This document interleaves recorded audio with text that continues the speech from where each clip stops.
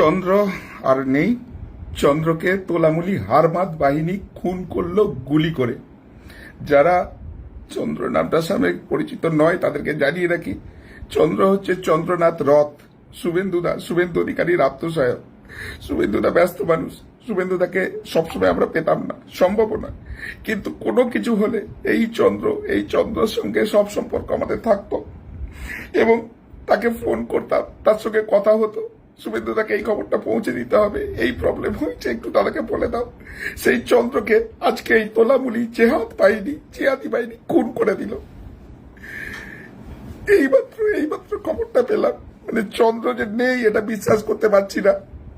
আমরা ক্ষমতায় এসেছি, সেই ক্ষমতায় আসার পর তোলামুলি জেহার বাচ্চা অভিষেক এদেরকে নিয়ে যদি এখনো এই অপারেশন করতে পারে, শুভেন্দু অধিকারীর আত্মসহায়ককে যদি এরা গুলি করে খুন করতে পারে, তাহলে সাধারণ মানুষের সুরক্ষা কোথায়?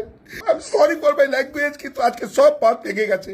যদি চন্দ্রনাথ রথকে, শুভেন্দু অধিকারীর আত্মসহায়ককে এরা গুলি করে, একটা নয় তিন গুলি করে খুন করতে পারে, তাহলে সাধারণ মানুষের সুরক্ষা কোথায়? এই অভিষেক ব্যানার্জি, এই মমতা ব্যানার্জি জিহাদি একটা সিআইএর এজেন্ট, কোমরে দড়ি পরিয়ে এদেরকে জেলে পুরতে হবে। 24 ঘন্টার মধ্যে যদি এই শুয়োরের বাচ্চাগুলোকে পুলিশ কোনো অ্যাকশন না দেয়, এবার কিন্তু আর কোনো রক্ষা নয়। আর